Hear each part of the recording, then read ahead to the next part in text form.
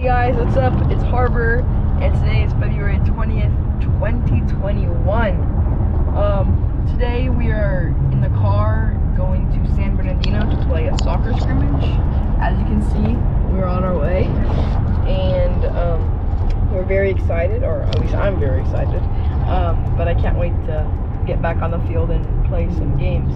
But anyway, the last year has just been COVID central like crazy, all in California, especially as LA area, a big hot spot for this virus going around. So it's been hard to stay training, but lately I've just been, I don't know, there's something in me that I'm just very determined to keep going and train harder and be the best, you know? So I've just been really taking it all in and using my time wisely, especially my time off, because I know that when everything goes back to normal, I'm not going to have as much time as I do now, you know?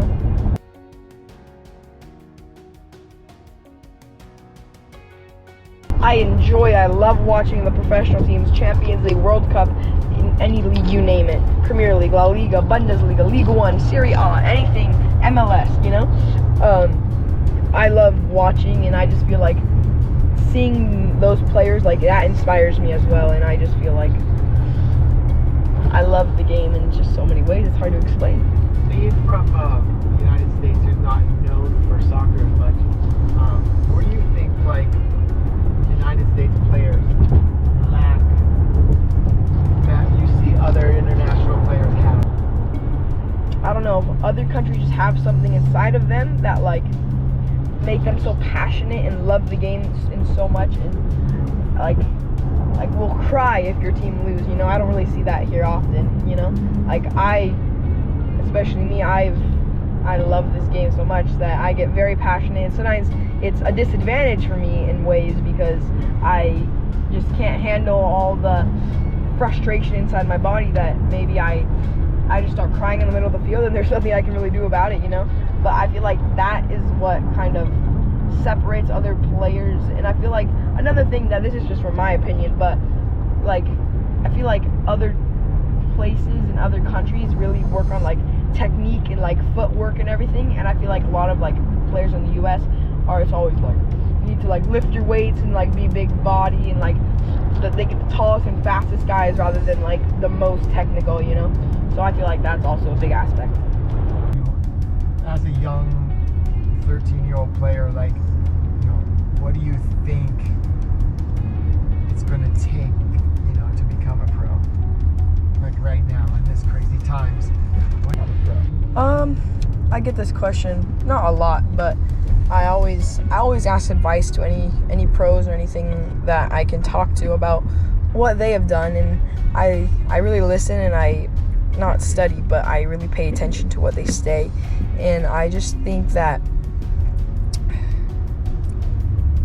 especially during these times, there's a lot of people that are out of work and are giving up on things, and I just feel like if you really want to make it during there's going to be a lot of hard times during your career, and this could just be one like bump in the road, and it may be a big bump, but if you can really get over this and you can train hard while other people are taking more time off and just relaxing, I think that really will separate you. I mean, you have a year extra of training than other people, you know? I think it's also important that a lot of people say, I do all these trainings, I do all this stuff, but how come I'm not getting better? I really think that, like, when you train, you have to train with a purpose, and you have to train like it's the end goal right there and you're scoring the winning PK, you know? I feel like some people, whenever you're doing maybe agility work, they just take it slow. But I really want people to understand that you need to push yourself to the max if you really want to be the best player you can be. And I've learned that over the last year because I've seen other players train, and I've seen other things, and I see how successful they are in every single ball, every single training, every pass, every touch. Everything is to perfection, the best they can be, and even if they mess up, it's a quick reaction to get the ball back, you know? So I really think that it's important to get a variety of different trainings, whether that's technical, whether that's futsal-like, whether that's 11v11, whether that's shooting, whether that's finishing, whether that's passing, your first touch, dribbling, all sorts of things.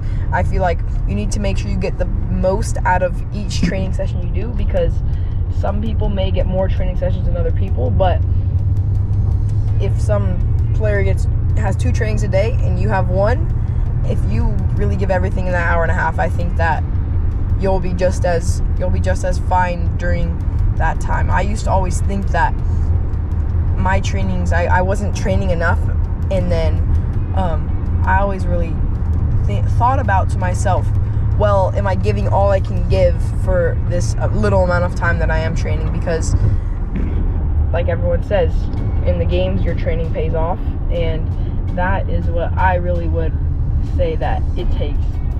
Number 1, it takes all your dedication and work ethic. Number 2, it takes different trainings and different variety of coaching and different styles that you can learn, because when you're a pro, you never know like who's going to be your coach and what team you're going to be playing with, and all teams have different styles, so you really need to work on those 2. So I think that's 2 big things. I was going to say, what do you think like someone like Galaxy or any other academy out there are looking for as players? I think that those academies and those big teams are really looking for, I would say, something different than what everybody else has. I feel like a lot of people are similar in different ways, and you don't really want to be average, right?